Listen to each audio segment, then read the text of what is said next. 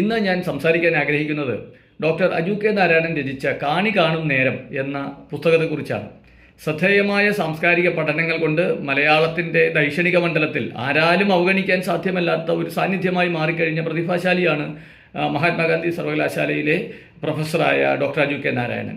പ്രഗത്ഭനായ അധ്യാപകനും വാഗ്മിയും സാഹിത്യ ചലച്ചിത്ര നിരൂപകനും തിരക്കഥാകൃത്തും ചലച്ചിത്ര സംവിധായകനും ഡോക്യുമെൻ്ററി സംവിധായകനും ഒക്കെയാണ് അദ്ദേഹം. സംസ്കാരം, ഫോക്ക്ലോറ്, ചലച്ചിത്രം എന്നീ മേഖലകളിലെ പഠനങ്ങൾക്കാണ് അദ്ദേഹം തൻ്റെ കൂടുതൽ സമയവും മാറ്റിവെക്കുന്നത്. നന്നായി കവിത ചൊല്ലുകയും അഭിനയിക്കുകയും പുല്ലാങ്കുഴൽ വായിക്കുകയും ഒക്കെ ചെയ്യുന്ന ഒരു കലാകാരൻ കൂടിയാണ് അദ്ദേഹം. അദ്ദേഹത്തിൻ്റെ ചലച്ചിത്രത്തെ സംബന്ധിച്ച 9 ലേഖനങ്ങളുടെ സമാഹാരമാണ് കാണി കാണും നേരം. ഈ സമാഹാരത്തിലെ ആദ്യ ലേഖനം യേശുയുടെ വെളിച്ചം എന്ന് നാം പറയുന്ന ശ്രീബുദ്ധൻ എങ്ങനെ ചലച്ചിത്രങ്ങളിൽ കടന്നു വരുന്നു എന്നതിനെക്കുറിച്ചാണ്.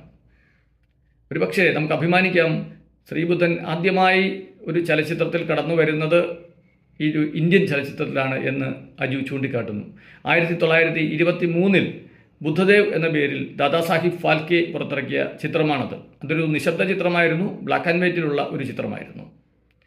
കേരള നവോത്ഥാനത്തിൻ്റെ രാജശില്പി എന്ന് വിശേഷിപ്പിക്കപ്പെടുന്ന ശ്രീനാരായണ ഗുരു എങ്ങനെ ചലച്ചിത്രങ്ങളിലേക്ക് കടന്നു വരുന്നു എന്നതാണ് മറ്റൊരു ലേഖനത്തിലെ പ്രതിപാദ്യ വിഷയം. 1986 2 ചലച്ചിത്രങ്ങൾ ശ്രീനാരായണ ഗുരുവിൻ്റെ ജീവിതത്തെ അധികരിച്ച് പുറത്തിറങ്ങി. ഒന്ന് പ്രസിദ്ധനായ P.A. ബക്കറും മറ്റൊന്ന് കൃഷ്ണസ്വാമിയുമാണ് സംവിധാനം ചെയ്തത്. 2010 ശ്രീ R. സുകുമാരൻ പുറത്തിറക്കിയ യുഗപുരുഷൻ എന്ന ബയോപിക്കാണ് മറ്റൊരു ശ്രദ്ധേയമായ ചിത്രം. ആദ്യത്തെ 2 ചിത്രങ്ങളും നിശിതമായ പരിശോധനയ്ക്ക് വിധേയമാക്കുന്നുണ്ട്.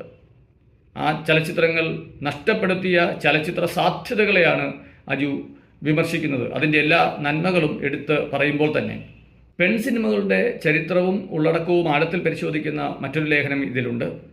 60കൾ മുതൽ വ്യത്യസ്തമായ ആവിഷ്കാര ശൈലി കൊണ്ടും പ്രമേയം കൊണ്ടും കാണികളെ ആശയങ്ങളുടെ വൈദ്യുത സ്പർശമേൽപ്പിക്കുന്ന പ്രസിദ്ധനായ ചലച്ചിത്രകാരനായ ഗൊദാർദിൻ്റെ സാഹിത്യ സംഭാവനകളെ അവതരിപ്പിക്കുന്ന ഒരു ലേഖനം അദ്ദേഹം എഴുതിയിട്ടുണ്ട്.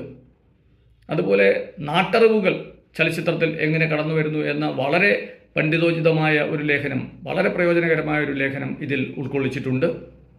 എന്നാൽ വ്യക്തിപരമായി എന്നെ ഏറ്റവും അധികം സ്വാധീനിച്ച, ആകർഷിച്ച 2 ലേഖനങ്ങൾ ഒരൊറ്റ വിഷയത്തെക്കുറിച്ചാണ്. അത് സിനിമാറ്റിക് ഗെയിം എന്ന വിഷയത്തെ അധികരിച്ച് അദ്ദേഹം തയ്യാറാക്കിയ ഈ പുസ്തകത്തിൻ്റെ പ്രസാധകർ കാലിക്കറ്റ് സർവകലാശാലയാണ്. പുസ്തകം പുറത്തിറക്കാൻ തയ്യാറായ കാലിക്കറ്റ് സർവകലാശാലയും ഞാൻ അഭിനന്ദിക്കുന്നു. നമസ്കാരം.